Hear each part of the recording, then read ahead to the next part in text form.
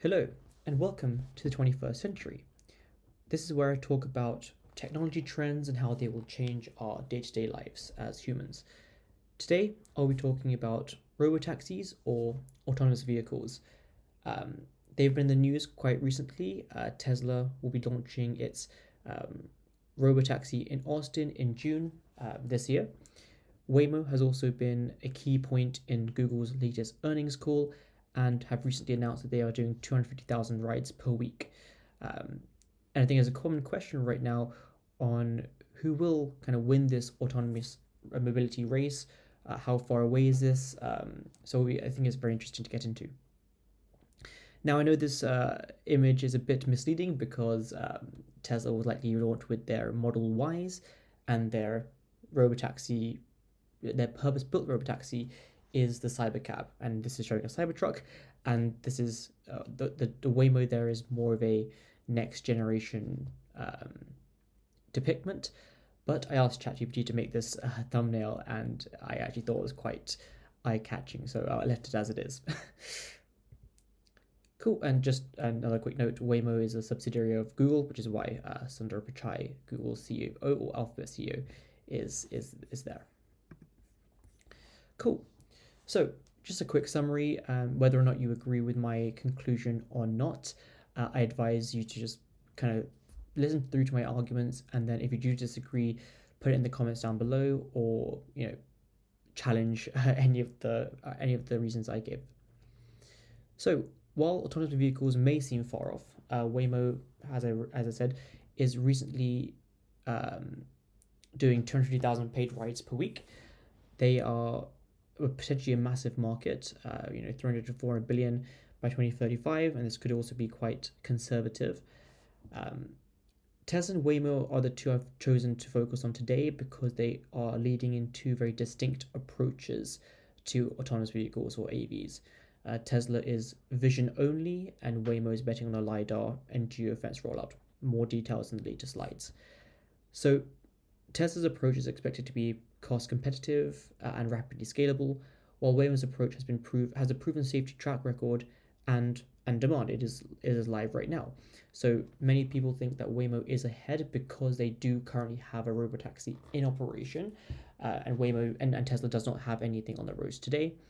And this is where I would like to kind of discuss what the misconceptions could be. So my conclusion is that while Waymo is already available in several cities, they are doing 250,000 paid rides per week. My prediction is that their approach will not scale rapidly, and that Tesla will emerge with a dominant market share in the autonomous vehicle space in the medium to long term, due to one, the data scale advantage, two, their rapid deployment ability, and three, their cost competitiveness at scale. And because I think this will be a very massive disruption to transport, I will in future videos discuss the impact on the current ride-hail market, so Uber and Lyft, and automotive, so the legacy automakers like Toyota, Volkswagen, and the other legacy OEMs. Cool, so just to step back for a second on what I mean by autonomous vehicles and what are the different levels of autonomy where you may or may not have seen this before. So this is the SAE levels. These are kind of the benchmarks that are used to describe the level of autonomous technology in vehicles. So level 0 is basically not autonomous at all. And 0 to 2 is basically you are driving, and there are some support systems, ADAS systems, that help you with autonomous braking, or they may have lane keep or something like that. So these are kind of very basic safety features that are on majority of cars nowadays. So this may be standard in your legacy automakers as well. Most companies also say that Tesla is a SA level 2, but this to me is more of a legal and who owns the liability question rather than capability of the technology. So whilst this is a good rule of thumb, it is not strictly completely accurately categorized technologies. Where I find the most interest though is level 3 to 5. This is where the disruption really starts, and really level 4s and 5 are where I think has the most value for disruption. So level 3, you are not driving when these driving features are engaged. So this means even if you're on the driver's seat, you're not actually driving. And then when the feature requests, you must drive for level 3. For this reason, I personally think that Tesla's full self-driving supervised software is currently level 3, even though it says it's level 2, and that's more of a liability question. Level 4 is where Waymo is at currently when they have their Robotaxi service. So you are not driving, but and you will not be asked to take over. You will never be driving. You don't need to be the driver's seat. The reason it's a level 4 is that because it's still under limited conditions. So it's not it can't go everywhere. It's geofenced, and so the limited conditions here will be inside that geofenced limited area. So it's a local driverless taxi. It's not it can't drive everywhere. Then level 5 is really the holy grail where you'll never need to take over, you'll never need to drive, and the taxi could go anywhere under any condition. So different weather, different location, different country, and that's really where the majority of the value comes from, in my opinion. So here's a quite interesting snapshot of where we are currently and where we could be going based on a McKinsey analysis. So as you can see right now, level 1, level 2 are really where the money is in terms of what is being available in the market with legacy manufacturers. BMW, Tesla is charging for their FSC supervised software, and there are many add-ons. Ford has Blue Cruise, for example, things like that. But as we go forward into the future, and this might be conservative given the rapid pace of technology nowadays, and this is a few years old, I would say as well. But level 4, where you're paying for, let's say, FSD unsupervised, or you're in a ride-hailing taxi, or you're in a custom-built autonomous vehicle without any sort of steering wheel or pedals, that's where I think the true value will be long-term, simply because of the fact that you'll not have to pay attention. So you could do something else in the car. You can watch a video, you can do some work, you can go to sleep, and if you don't need to drive, that's a lot of time you get back, and that gives it a lot of value. And I think this is a world where humans are not just more productive, but they are also safer. So these will be safer vehicles over the long term than humans. In the US, 40,000 people die per year in traffic accidents. So it'll be safer, more productive, and also safe for the environment as well, because these will be electric most likely, and each electric robotaxi will take maybe 5 internal combustion engine vehicles off the road because they have high utilization, so they'll be used 5 times more effectively than an ICE vehicle, simply because that's how taxis do work. Cool. So as I mentioned in the previous slides, the market is large. It has a lot of value because of getting back your time. You can do other things in the car. There will be demand for this technology. The other analysis we've shown here is from one of Uber's presentations, which obviously this is from their Investor Day in 2022, where they analyzed that when the price per mile of a taxi or an autonomous vehicle drops below $1 per mile, the demand goes up exponentially. It can 25x according to their research, which means that the current robotaxi market, the current ride-hail market, is not a good proxy potentially for the size of this market, because as we drive costs down or drive prices down, the demand will go up significantly. We also see that private ownership, so when you buy your own car and maintain it, things like that, is somewhere between $1.70 to $1.75 per mile. There are some estimates that say that autonomous vehicles or robotaxis will actually drive costs to below this, like 25 cents per mile.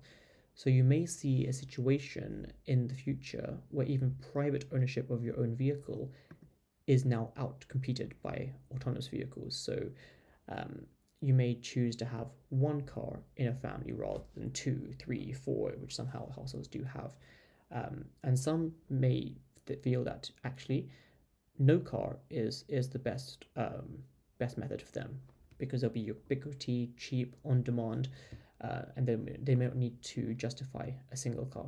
I know for me, I would probably not require cars. If you have a family, things like that, it may not make sense, especially in big cities or urban areas. So we've established that the market is large and potentially can be significantly larger than what you anticipate today. This is another estimate from ARK Invest, and I think it just illustrates that as price per mile falls, the TAM, or total addressable market, significantly rises. So you see that today, in many countries, Uber is at the $2 to $4 range, and this is the current revenue ability for or the miles you get in terms of the ride-hail market. And then when you drop the price to $1, this when it becomes a much larger segment, and you disrupt the ridership in Western markets. At $1.50 a mile, you start disrupting non-commuting miles in high income countries. So this is when you start disrupting personal vehicles, as we mentioned in the previous slide. And then you start disrupting lower income countries as well in the dollar, just under $1.50 mile. And then at $1.25, you can disrupt low cost transport everywhere in the world. Although I feel like this might be an overestimate of total miles, but it is giving the right picture in terms of how the TAM expands as price per mile falls. So we've established that the market is large. Now, the difficulty here, though, is it is a very difficult technology. Autonomous vehicles are hard. So Waymo started in 2009 and only started deploying in around 2019, 2020. So it took them over a decade to get to a place where they could launch. Now, in 2025, they still have only roughly 1,500 cars on the road. Tesla has been pursuing this since about 2015, 2016, and they still have not launched a fully autonomous, unsupervised service. They'll be launching in June, but it's taken them a long time. And they have significant advantages, which we'll talk to in a second. But it just shows how difficult it is. And that's just the successful players who are really the leaders. But if you look at this picture on the bottom left, you can see a whole host of different contenders. Many of these are still not close really to doing a large-scale solution. Many have gone out of business. Many have been acquired or merged in different aspects. Many have pivoted, so Aurora pivoted to trucking. Cruise has gone out of has been shut down because of few accidents. Apple had a project Titan that they spent kind of $1 billion over a decade, $1 billion per year for a decade, $10 billion in total, and then they eventually stopped their effort. Uber has also kind of tried this in the past, and they've discontinued it and pivoted their strategy as well. And General Motors, as mentioned, stopped funding Cruise early in 2024 or late 2024. So autonomous vehicles are not easy to develop, but it also means that there are large barriers to entry when you do succeed or create value here.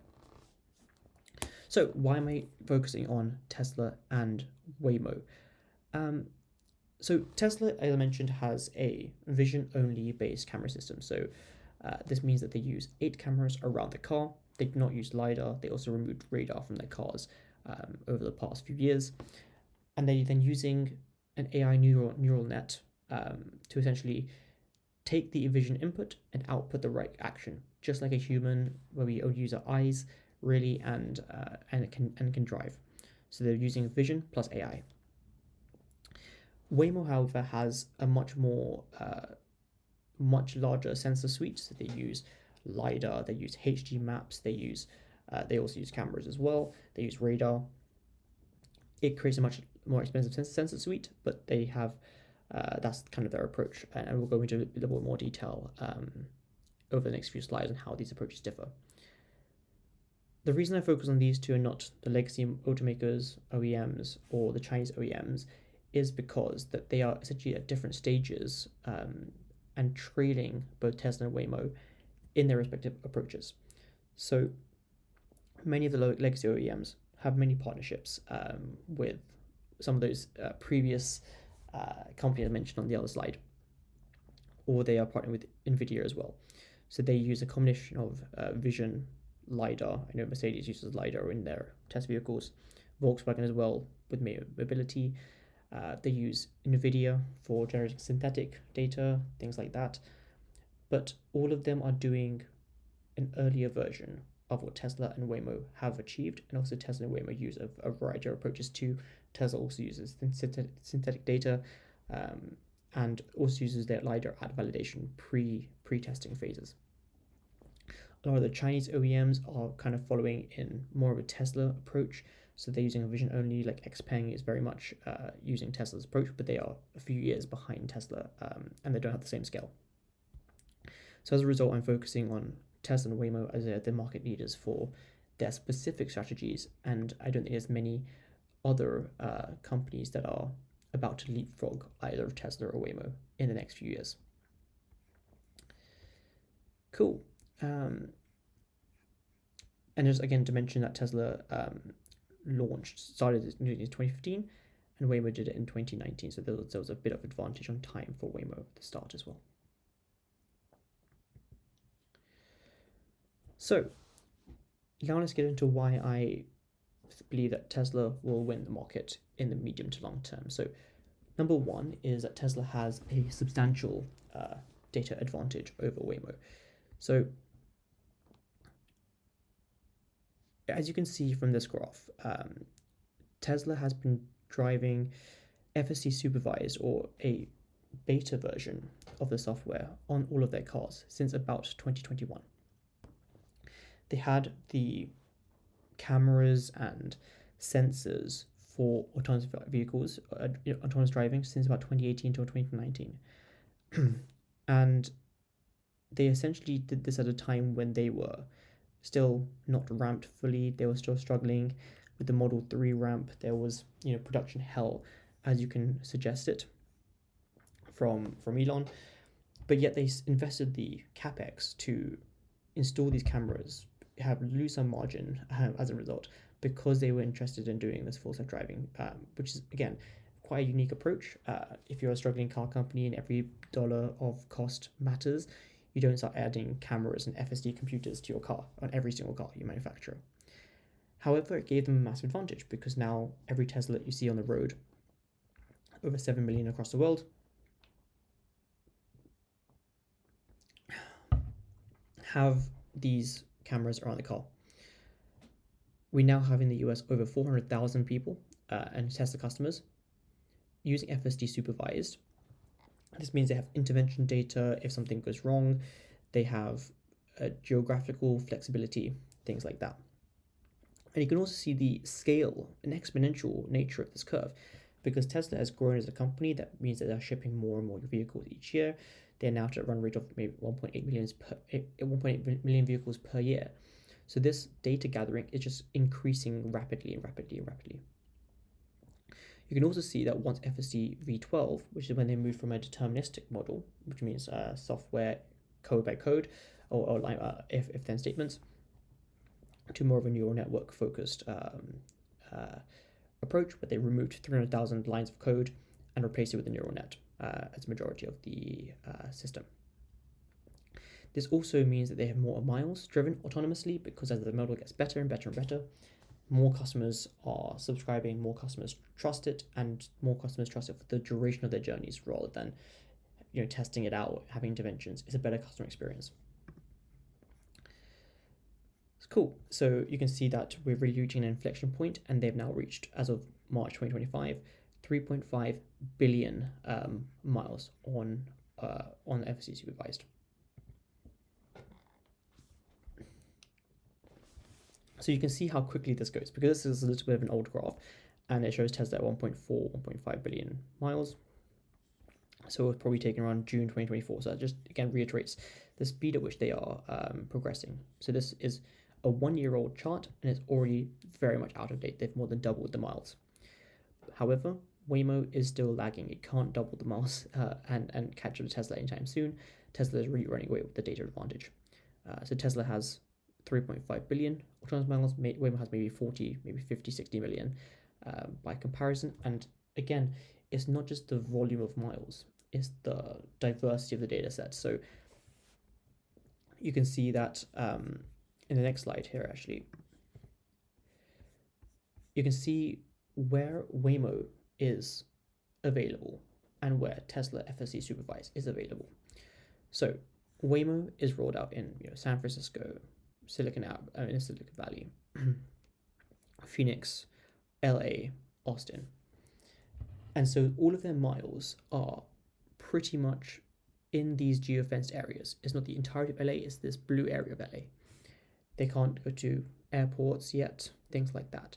So the miles that they have less diversity. They don't have diversity of weather, of geography, of highways even. So it really limits the amount of variety. And then they'll have to go out and get it, right? So if you have a city like somewhere in Canada or something, where it's more foggy, more rain, has more hills or something like that, they have much less data, if any, to really train their models.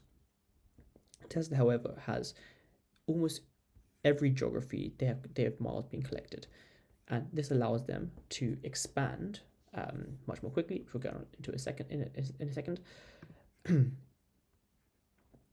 But again, FSD now works in China. They've got regulatory approval there.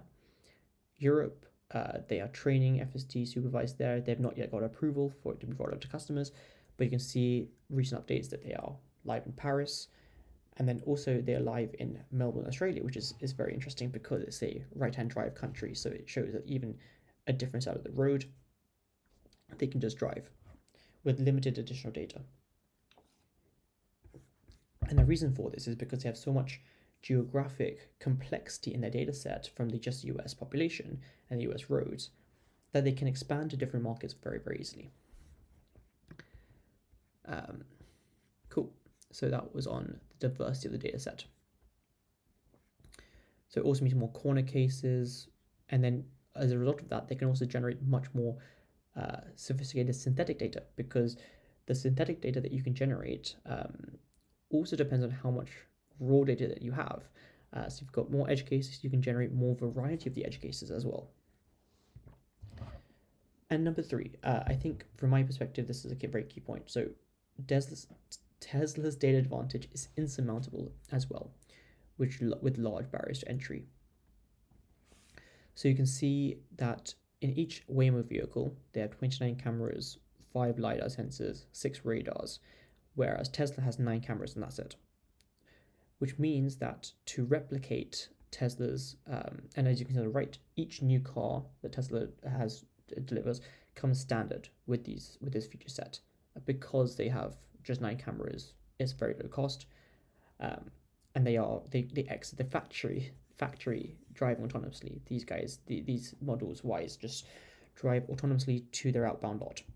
No employees driving these cars right out of production. So to catch up to Tesla's data advantage, you need to actually invest in a massive fleet, sell millions of cars a year, each with a low-cost sensor suite. Otherwise, it's not going to be sustainable. Waymo, Alphabet cannot roll out millions of Waymos because the capex requirement of that would be so large. And the only way that Tesla circumvented this is to have customers pay for the car because it's a good car, and then also pay for the subscription model for the software for them to then test it for Tesla. So they've been able to monetize their capex to train the models.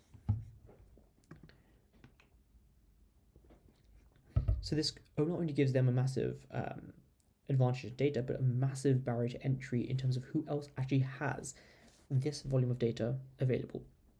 This isn't just Waymo, it's the legacy manufacturers as well. Look around BMWs or other legacy manufacturers, you will not see cameras around the car. There are optional add-on packages you can get, but it's not standard with the car. And then finally, this is not a Tesla versus Waymo example, because Waymo is backed by Google and has massive infrastructure, the Google TPUs, and just massive data center capacity. But Tesla, this is a picture of Tesla's Cortex training cluster. They're also working on building a second version of this, and this is separate from other data centers that they have access to potentially, things like Colossus, things like that. But again, it's another barrier to entry because it's not just the capex of data gathering, it's also training compute. So billions needs to be invested into these data centers to train the models, to make sense of the data, and then you have to also have the right teams and technical ability to construct these data centers and then actually create your data pipeline and all of this. So this is a massive, massive barrier to entry. You have to give billions to NVIDIA and build up these cortexes,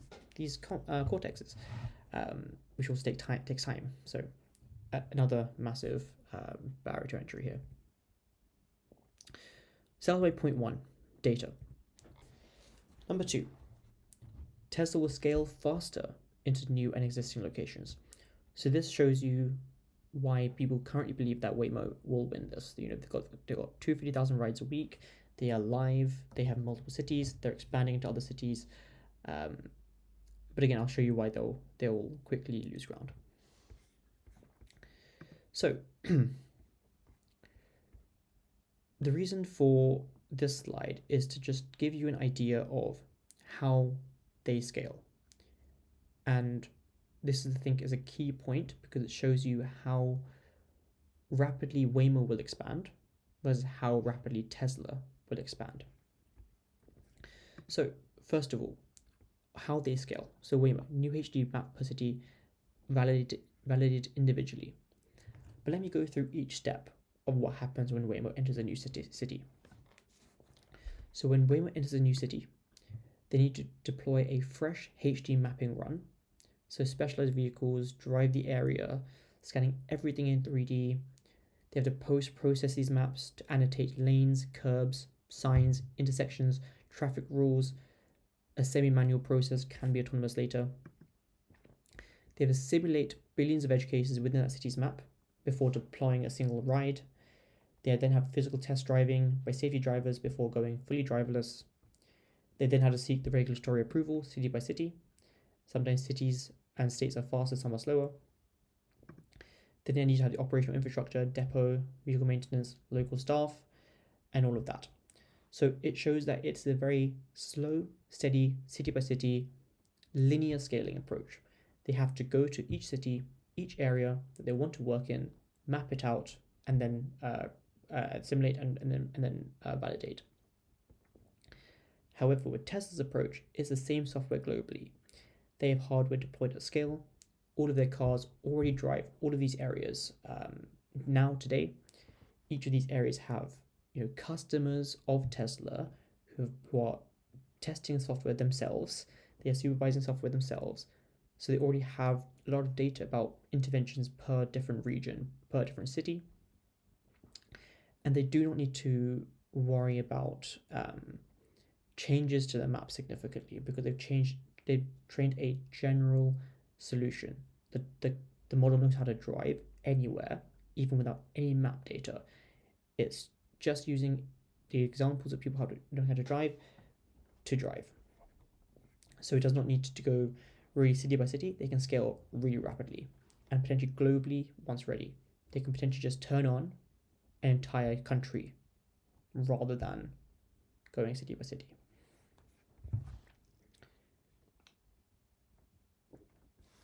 So Waymo could map and launch maybe a few cities in parallel with heavy investment, and that could be very efficient, but they can't just upload a new AI model that's suddenly everywhere and is live. There's a limit to how fast you can map, validate, certify, and stand up operations. Even in the best case scenario, it's city by city, region by region, maybe dozens per year once they really scale, but not thousands, not everywhere at once.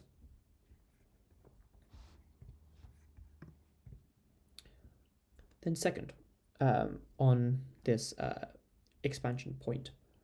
So Tesla has a manufacturing capacity today of over 2.5 million vehicles versus Waymo's potential tens of thousands per year. So Waymo just announced maybe a week ago that they have a new facility that they're launching next year, that they're developing next year, that will have the capacity to do tens of thousands of vehicles per year.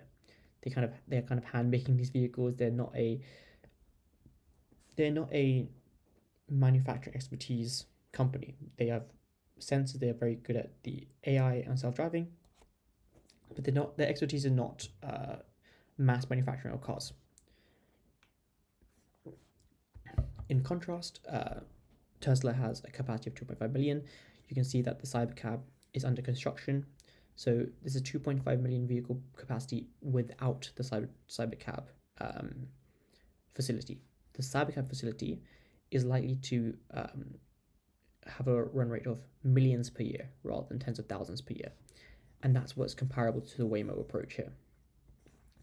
And we'll go into what Cybercab is and why it's a competitive advantage in a second, but just to give you that scale. The other thing to really note here is that Tesla also has an advantage here in capex utilization and a return on invested capital. This is because it can use the same production line to produce Robotaxi and their normal customer cars, as they are the same car. So a Model Y that rolls off the line in the next few months can be deployed into Austin, or you can be sold to a customer.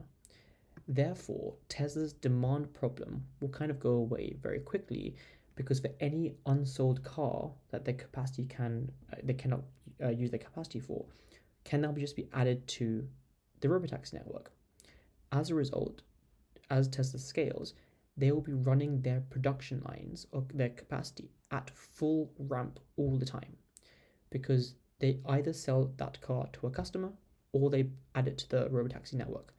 They will be running full pelt always until the Robotaxi market is saturated, which is potentially a very long time away. But that will reduce their capex or ROIC. It will be incredible for their balance sheet and earnings. Then the third point, Tesla has millions of hardware for capable customer cars that can be potentially added to the fleet with a software update. So not only can they scale by their manufacturing capacity base and the fact that they can deploy the model across all geographic locations at once, but they can also have customers give their cars to the fleet when they're not using them. So for example, imagine if your car gets a software update tomorrow and it can now drive off by itself and operate like a taxi, as if it was its own Uber driver that you do not need to be there for. So you can just add it to the taxi network for Tesla. It will drive off when you do not need it, and then come back once it has dropped off different customers and can generate you money. So this may be a little bit further away because it's a lot more of a liability issue. But this is another possible way that they can scale because of their approach, because the Robotaxi is the same as their customer car, and because it's a generalized solution that can go anywhere. Great, so those are my first 2 points, and then the third one is just a cost competitiveness at scale. So this shows you an estimate for the Waymo current model, the future Waymo model, which is going to be Zeekr, Hyundai, a Chinese or Korean manufacturer. It's comparing it to its current Tesla Model 3 and the next generation of the Cybercab. So this is Tesla's designed for Robotaxi model. So let's go through parts of this and just see what is driving that cost difference and why. And we'll go into the exact explanations in a few seconds as well.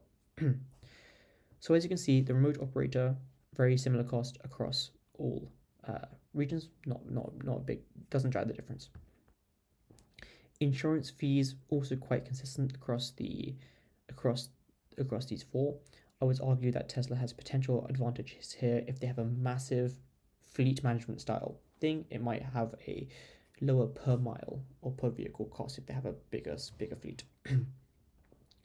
Energy as well is smaller a little bit for Tesla and Cybercab because they will likely be more energy efficient. We'll get onto how they compare to other EVs right now.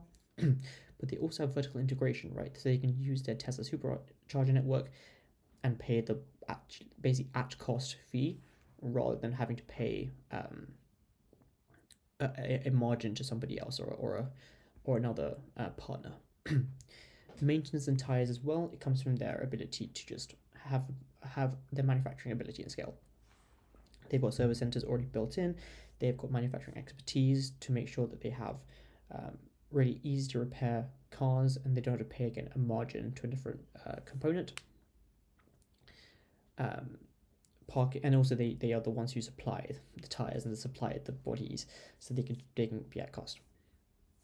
Parking again will be very similar across the board, and then finally depreciation. This is the biggest. This is the biggest bit, and this is because depreciation is basically the price of the vehicle. That's what's driving a lot of that depreciation value.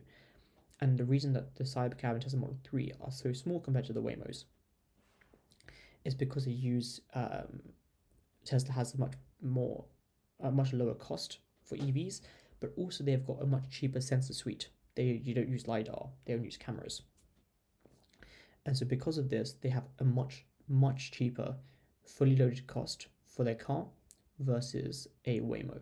So you can say that a Tesla Model 3 will be about $30,000 fully loaded. A Cybercab likely be even cheaper, $20, maybe $15,000 to get onto the road, compared to Waymo, which is maybe $150,000 per vehicle. So you can see it's a massive difference, 20 to 30,000 versus 150,000.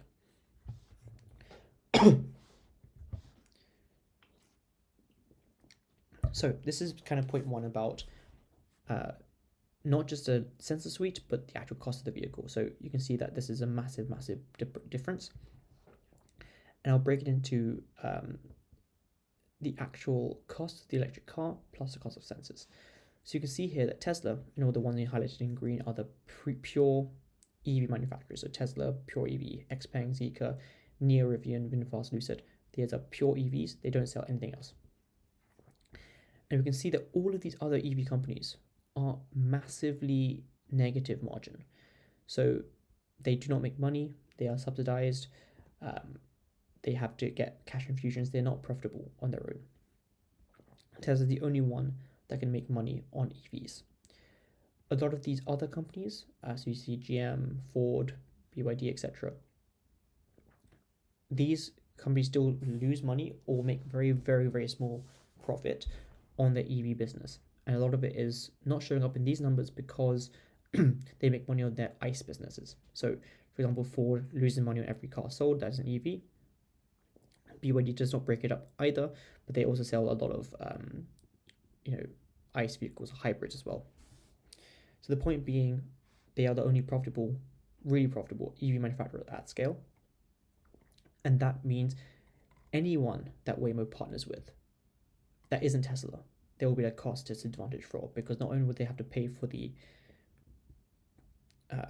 vehicle, which is loss making for the company, so they'll pay a larger premium, but then they'll also have to add on to that premium the cost of the sensor suite, whereas Tesla at cost is already got that sensor suite installed. Then 3B, they have designed their Cybercab from the ground up to aggressively compete on cost per mile. So what do I mean by this? So they have made it two-door. The reason for this is that 90% of taxi drives are either one or two people, and then they have Model Y, Model 3 for larger groups for that 10% of demand that is left over. But it means 90% is driven by this extremely aggressively cheap car. So it's two doors, likely does not need a paint shop, it has wireless charging, so it's not got any additional plug-in point to add to the cost.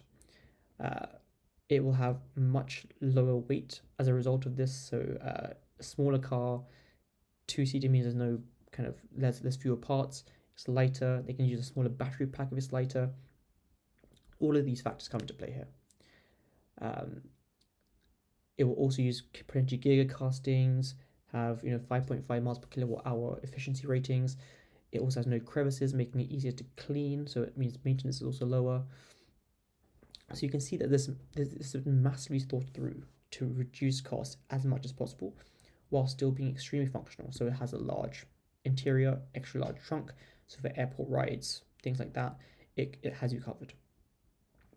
Your competitors to Waymo, it's a much bigger car.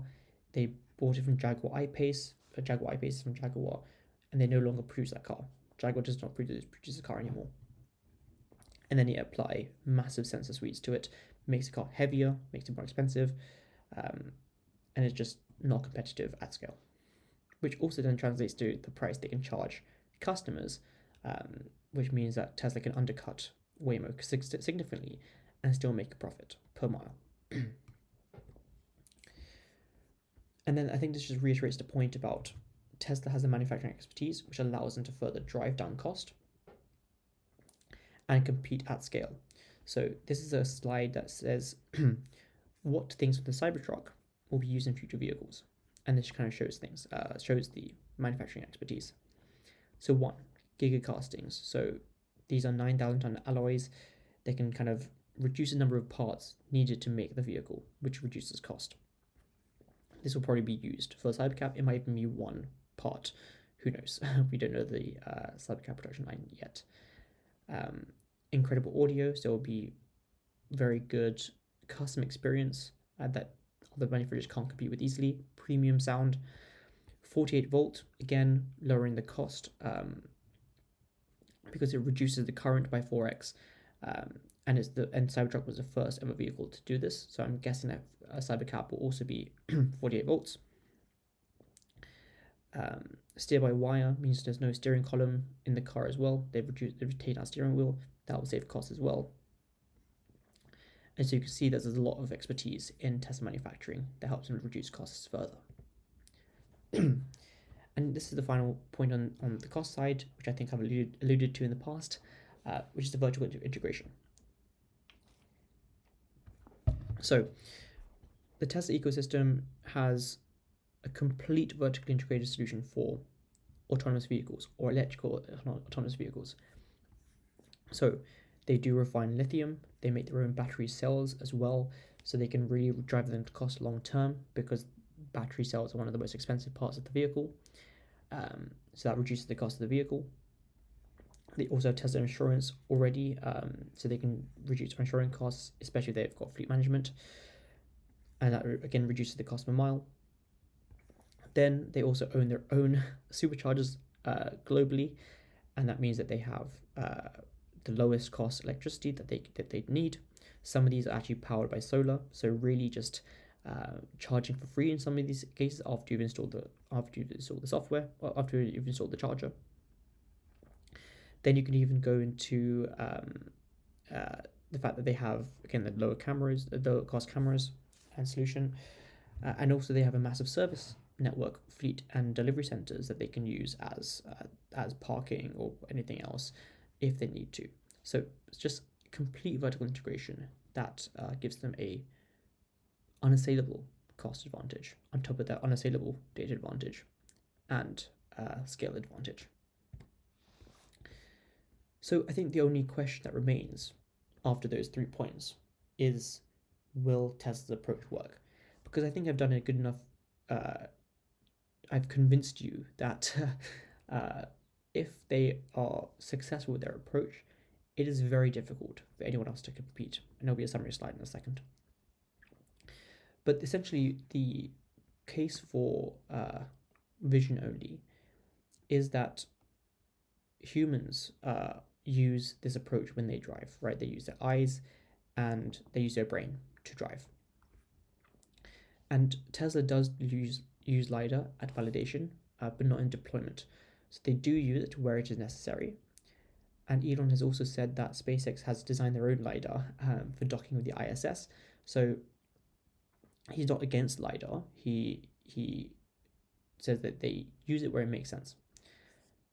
And if this approach does work, which it does seem like it will work, I think it's very hard for anyone else to compete. And this is essentially why. So AI capability is improving exponentially. I assume, based on this graph, that FSD or Tesla's software will be better than a human by the middle of this year. So this is coming up very closely, very, very soon now. And then not only will it surpass humans, it will not stop there. It will get significantly better than humans very quickly. Because not only are they using their existing capacity, but Tesla will continue to increase their planned capacity for compute. As I mentioned, that they're doing a second Cortex facility right now. So they'll use larger models. They will use more and more compute. We won't stop at V14, we'll go to V15. We'll not stop at AI4 hardware, we'll go to AI5 hardware. And also only keep getting better and better and better. So, in conclusion, Tesla will emerge with dominant market share in the medium to long term due to significant barriers to entry on both software and hardware. This is because, number one, they have data scale advantage. They have 3.5 billion autonomous miles and scaling rapidly versus Waymo's 40 million. This data is also more diverse and informative as it covers a wider geographical area, terrain, weather, road conditions, with 400,000 supervising drivers that provide key intervention data and to help with the data flywheel accelerate. This advantage is also difficult to replicate as Tesla has invested billions in capex in installing cameras into every vehicle it produces. It is vision only, so replicating a larger fleet for LIDAR enabled cars is even more costly. So this is kind of a software and hardware advantage in that data scale. Second, rapid deployment capability. Tesla has a manufacturing capacity of 2.5 million vehicles per year versus Waymo's thousands. Tesla's AI-first approach is a general solution to FSD, not geofenced or relying on HD maps. As a result, it can expand to new regions and expand geofences much more rapidly to increase the area where it's operational. This is also proven by its launch in China with minimal additional training. Tesla also has several million customer-owned vehicles already, which can be unsupervised capable with a software update and eligible to be added to the fleet with a revenue sharing model. Again, software and hardware advantages and barriers to entry. And third, cost competitiveness at scale. Tesla is one of the only EV manufacturers that is currently profitable, making EVs. Tesla has the complete focus on reducing cost per mile via the Cybercab design, two-door high efficiency, no paint shop, which will be suitable for 90% of rides. And finally, Tesla is vertically integrated as a battery cell car manufacturer that also owns its own supercharger network and service centers. Again, this is more of a hardware advantage there at the end.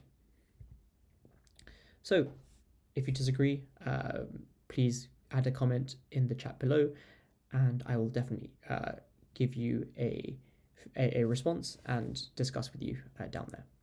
Hope that was helpful. Hope that was interesting to you, and I will be back next week with some more analysis on this market in particular. For now, thank you.